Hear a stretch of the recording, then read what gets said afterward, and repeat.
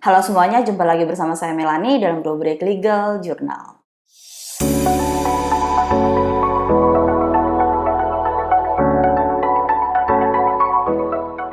Oke, jadi hari ini saya akan membahas mengenai perbedaan antara hibah, warisan, dan juga wasiat.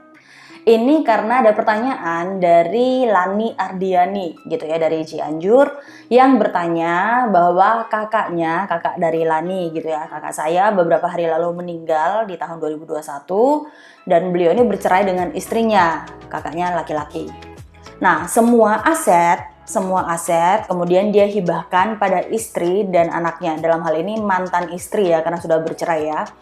Nah, sebelumnya ada beberapa kasus yang meninggalkan hutang piutang, ada yang sudah mulai dicicil oleh almarhum, tapi ini belum lunas. Nah, saya sebagai adiknya dan juga orang tua terus terang tidak mampu membayarkan hutangnya. Yang mau saya tanyakan, apakah hutang almarhum menjadi kewajiban kami atau seperti apa? Nah, sebenarnya banyak orang yang kemudian berpikir gitu ya, atau kemudian melihat bahwa ada perbedaan antara anak-anak yang kemudian menjadi ahli waris dan anak-anak yang kemudian mendapatkan hibah. Jadi saya akan mencoba untuk menjelaskan dan semoga penjelasan saya ini terang gitu ya, benar-benar bisa dipahami dengan baik oleh kalian yang menonton video ini. Hibah itu diatur dalam pasal 1666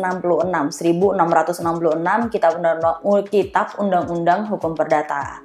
Nah, sebenarnya hibah itu adalah suatu perjanjian dengan manasib penghibah atau yang memberikan hibah di waktu hidupnya dengan cuma-cuma dan dengan tidak dapat ditarik kembali, menyerahkan sesuatu barang guna keperluan dari si penerima hibah yang menerima penyerahan itu.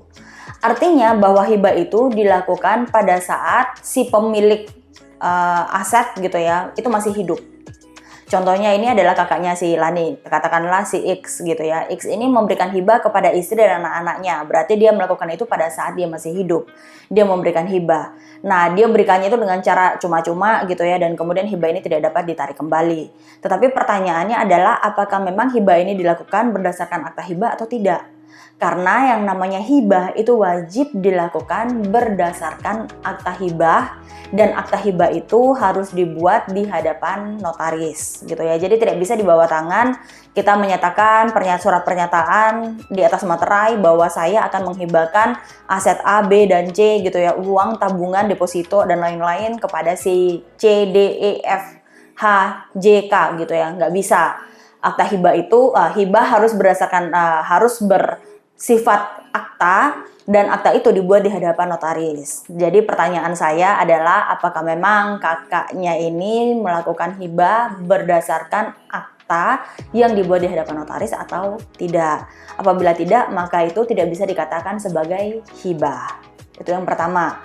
Yang kedua adalah waris gitu ya. Nah, waris itu artinya bahwa adanya peralihan harta benda dari orang yang sudah meninggal dunia kepada orang yang memang punya hak atas barang-barang yang ditinggalkan oleh si pewaris gitu atau yang meninggal dunia ini. Jadi kalau yang meninggal dunia kita sebut pewaris, dan kalau orang yang berhak untuk menerima warisan itu adalah ahli waris. Nah, ahli waris dalam hal ini apabila memang kakak sudah menikah gitu ya, atau ada orang yang sudah menikah, maka ahli waris itu jatuh kepada, kalau dua orang yang belum bercerai gitu ya, suami istri, kemudian mereka menikah gitu ya, maka ada yang namanya percampuran harta gitu ya, ataupun tidak percampuran harta gitu ya, dan tidak diatur dalam perjanjian pisah harta bahwa warisan itu tidak diberikan kepada pasangan gitu ya. Jadi apabila A dan B menikah, kemudian A dan B ini punya satu orang anak gitu ya, punya satu orang anak. Nah, berarti kan ada 3 orang gitu ya. A dan B menikah dan punya satu orang anak. Nah, ketika A ini meninggal, maka yang memiliki warisan adalah B dan juga C anaknya. Gitu ya, dengan proses pembagian yang berdasarkan undang-undang gitu ya, dengan proses pembagian atau kesepakatan pembagian berdasarkan undang-undang. Tetapi yang pasti yang memiliki warisan itu adalah istri atau suami yang masih hidup dan juga anak-anaknya. Itu adalah ahli waris gitu ya. Nah, apakah kemudian ketika sudah menikah punya anak kemudian meninggal gitu ya, salah satu meninggal, apakah orang tuanya ini masih memiliki hak atas ahli waris? Jawabannya adalah tidak gitu ya. Kalau memang sudah menikah, maka seluruh warisan itu jatuh kepada pasangannya yang masih hidup dan juga kepada anak-anaknya. Nah, artinya di sini ketika kita melihat ya, kita nge-breakdown lagi kasusnya Ibu Lani ini ya. Kalau memang kakak sudah meninggal dan kemudian kakak ini memiliki anak-anak, maka sebenarnya pada saat itu yang menjadi ahli waris dari kakak adalah anak-anak gitu ya, karena sudah bercerai dengan si istri. Nah, karena sudah bercerai dengan si istri dan kalau memang ada akta hibah gitu ya, ya berarti benar memang itu jadi bagian dari istri. Tetapi apabila memang sudah bercerai dan tidak ada akta hibah atau hibah itu dibuat di bawah tangan dan tidak diakui oleh hukum begitu ya, maka sebenarnya seluruh aset dari si kakak ini jatuh kepada anak-anak, kepada para ahli waris, kepada anak-anaknya. Nah, dengan demikian ahli waris ini kita harus nge-breakdown lagi gitu ya. Warisan itu sebenarnya apa saja?